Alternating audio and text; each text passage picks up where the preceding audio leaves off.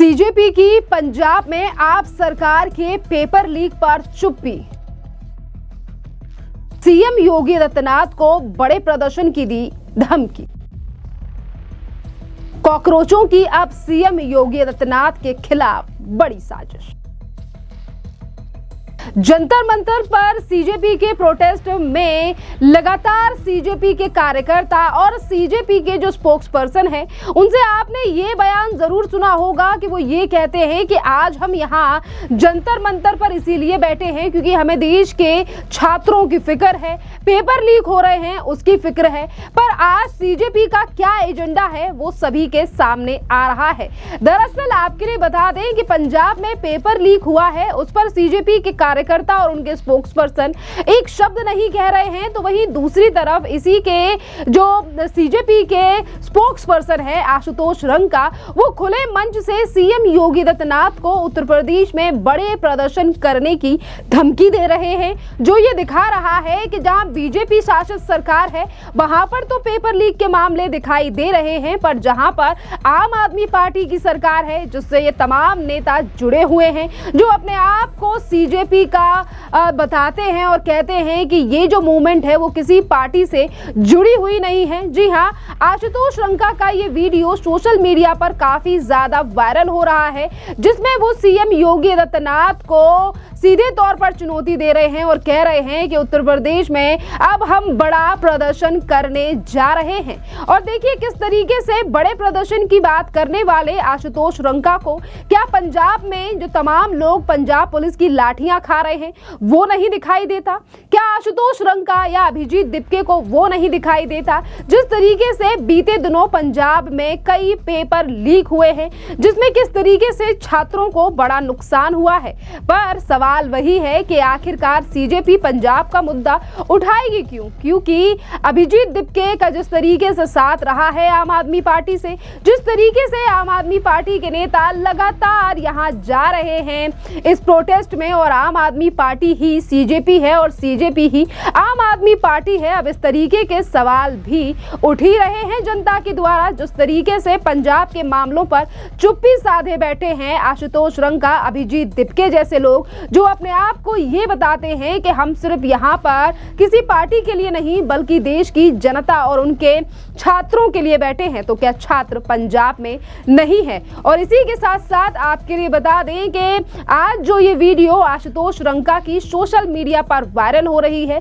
जिस पर अब जनता के द्वारा ही, छात्रों के द्वारा ही सोशल मीडिया पर सवाल उठाए जा रहे हैं और ये कहा जा रहा है कि इनको दिल्ली में धर्मेंद्र प्रधान का इस्तीफा चाहिए, उत्तर प्रदेश में सीएम योगी आदित्यनाथ का, लेकिन पंजाब में जो अभी 3 पेपर लीक हुए हैं उसके लिए भगवंत मान का इस्तीफा नहीं चाहिए, ना ही तो ये वहां पर प्रोटेस्ट करेंगे। और आपको तब भी लगता है ये आम आदमी पार्टी का बनाया हुआ प्रोटेस्ट नहीं है, तो आप भी जरा इन चीजों को सोचिए कि आखिरकार पंजाब जैसे राज्य में जहां पर शिक्षा को आखिरकार मजाक क्यों बना दिया गया है। पहले तो सरकार ही एक्शन नहीं लेती दिखाई दे रही है, वहां की पार्टियां भी लगातार अकाली दल से लेकर बीजेपी, कांग्रेस सवाल उठा रही हैं। वहीं दूसरी तरफ अपने आप को स्टूडेंट्स का रक्षक बताने वाले सीजेपी के लोग इस पूरे मामले पर शांत हैं, जिस पर यह भी अब खुलासे किए जा रहे हैं सोशल मीडिया के माध्यम से कि सीजेपी समाजवादी पार्टी की बैकिंग से चल रहा है। ये खुलासे सामने आ रहे हैं सोशल मीडिया पर, जनता ये दावे कर रही है और ये भी कहा जा रहा है कि समाजवादी पार्टी के द्वारा इस सीजेपी के प्रोटेस्ट को इसीलिए बैकिंग दी जा रही है क्योंकि उत्तर प्रदेश में व्यवस्था बिगाड़ने की कोशिश हो रही है। सीएम योगी आदित्यनाथ पहले ही विकास और सुरक्षा की मिसाल है, लेकिन किस तरीके से आज यही सीजेपी के लोग सिर्फ और सिर्फ उत्तर प्रदेश के खिलाफ एक एजेंडा चला रहे हैं, क्योंकि ये पहली बार नहीं है जब जंतर मंतर पर हो रहे प्रोटेस्ट में सीएम योगी आदित्यनाथ के नाम का जिक्र किया गया हो या फिर प्रधानमंत्री नरेंद्र मोदी को गाली दी गई हो। इस तरीके की तमाम चीजें सामने आई हैं और हर दूसरा व्यक्ति वहां पर जिस तरीके से ये प्रोटेस्ट बताया जा रहा है, छोटे से बड़े बच्चे, यानी कि एक तरफ कहा जाता है कि धर्मेंद्र प्रधान का इस्तीफा होना चाहिए, पर इसी इस्तीफे की आड़ में जिस तरीके से प्रधानमंत्री नरेंद्र मोदी को गाली दी जा रही है ये भी किसी से छुपा नहीं है। बावजूद इसके बता दें आपके लिए कि जो वाकई में स्टूडेंट हैं और जिन्हें चिंता है कि हाँ पेपर लीक नहीं होना चाहिए, इस तरीके के मामलों पर पहले ही देश के प्रधानमंत्री नरेंद्र मोदी 2 बार कह चुके हैं कि हाँ इन तमाम चीज़ों पर सरकार अब सशक्त एक्शन ले रही है और इस जो आरोपी हैं पेपर लीक मामलों में उन्हें बख्शा नहीं जाएगा, स्ट्रिक्ट एक्शन उन लोगों के ऊपर होगा। और इसी के साथ साथ फास्ट ट्रैक कोर्ट और सदन में चर्चा की बात भी प्रधानमंत्री नरेंद्र मोदी कह चुके हैं। पर जिन राज्यों में वाकई में इस तरीके के रिफॉर्म्स लाने की जरूरत है और स्ट्रिक्ट एक्शन लेने की जरूरत है, वहां उन राज्यों को लेकर आखिरकार ये सीजेपी चुपचाप क्यों बैठी है? क्या आखिरकार पंजाब से रिश्ता है सीजेपी के इन तमाम स्पोक्स पर्सन और अभिजीत दिपके का, और क्या वहां के स्टूडेंट्स का दर्द नहीं दिखाई देता है अभिजीत दिपके या इन कॉकरोचों को? ये लगातार सवाल सोशल मीडिया के माध्यम से उठ रहे हैं। इसी के साथ साथ जिस तरीके से विपक्षी पार्टियां लगातार सीजेपी पर अपनी राय रख रही हैं, राजनीति कर रही हैं, प्रधानमंत्री मोदी पर सवाल उठाए जा रहे हैं, जिस पर बीजेपी के नेता प्रतुल सहादेव ने भी हमला बोला है विपक्ष के ऊपर। जरा सुनिए क्या कुछ कह रहे हैं प्रतुल सहादेव। देखिए, कांग्रेस ना रंग बदलने में इतने माहिर है कि आप समझेंगे कि गिरगिट को भी इन्होंने पीछे छोड़ दिया। 28 फरवरी 2007 को कश्मीर में कांग्रेस के गुलाम नबी आज़ाद के नेतृत्व में सरकार थी। उस समय उनकी सरकार ने सोनम वांगचुक को देशद्रोही घोषित कर दिया, चाइना से संबंध होने के आरोप लगाए। ये दस्तावेज मौजूद हैं, डिप्टी कमिश्नर ले का लिखा पत्र। और उसके बाद फिर सोनम वांगचुक जब अनशन पर आए तो कांग्रेस को तो गिद्ध की राजनीति करती है, उसको लगा कि इनका फ़ायदा उठाया जा सकता है, तो महान देशभक्त बन गए। कांग्रेस के नेताओं का तांता लग गया, छात्रों को आगे कर दिया साहब, छात्रों को लहूलुहान कर दिया। किसी कांग्रेस के नेता का थोड़ा सा खरोच भी आया। और अब सोनम वांगचुक ने बहुत बड़ा निर्णय लेते हुए देश हित में, छात्र हित में अपना अनशन तोड़ दिया और उनकी अधिकांश मांगों को सरकार ने मान लिया है। तो उसके बाद ये इनको देशद्रोही फिर से नजर आने लगे हैं। कांग्रेसी नेताओं ने क्या कहा? अब जिस तरीके से कांग्रेस के अल्पसंख्यक नेताओं का बयान आया, सांसदों का बयान आया कि ये देशद्रोही है, इनको हम सीरियसली नहीं लेते, इनके साथ छात्र नहीं जुड़े हुए। कितनी जल्दी 24 घंटे में इनका नज़रिया पलट गया। तो कांग्रेस देश के विघटन करने वाली पार्टी बन गई है। विघटनकारी शक्तियों के साथ कांग्रेस का साथ है।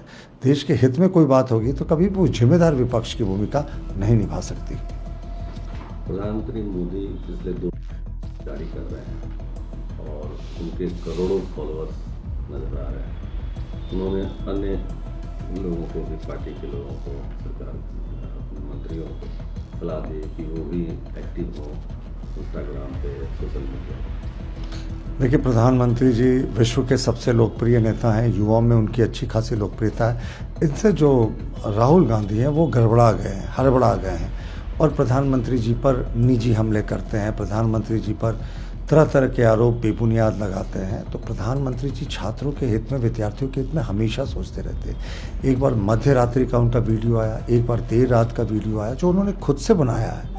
ये दिखाता है कि प्रधानमंत्री जी छात्रों के हित में हमेशा सोचते रहते हैं और छात्रों का उनके वीडियो में की गई अपील का इतना बड़ा असर हुआ कि उनके इंस्टाग्राम में जितने मिलियन फॉलोअर्स हैं उससे अधिकांश लोगों ने लाइक किया और ये भी लिखा कि प्रधानमंत्री जी हम सहमत हैं, आपने हमारी आवाज़ उठाई है। तो प्रधानमंत्री जी ने दूसरे वीडियो पोस्ट में यही कहा है कि छात्रों ने हमारी बात सुनी, उनका आभार व्यक्त किया है, कहा है कि भविष्य में हम ज़रूर ध्यान देंगे कि आपको किसी तरीके की परेशानी नहीं हो, सड़कों पर नहीं उतरना पड़े। अपने मंत्रियों को भी सलाह दी है कि इंस्टाग्राम युवाओं का एक बहुत बड़ा प्लेटफॉर्म है, इससे सबको कनेक्ट होकर अपनी बातें रखनी चाहिए।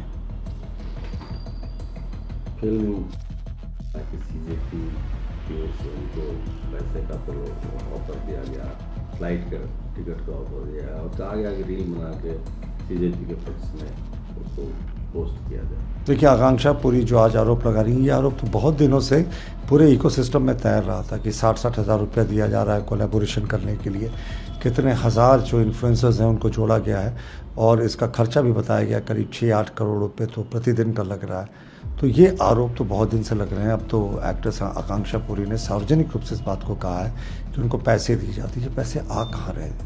कौन इनकी फंडिंग कर रहा है, कैसे अमेरिका का जो विभाग है वो पहले एडवाइजरी जारी कर देता है कि बाहर ट्रैवल करने से बचे, जिस दिन प्रदर्शन था उस दिन कैसे उनको पता चल जाता है कि क्या हंगामा होने वाला है, क्योंकि सब कुछ शांतिपूर्वक था।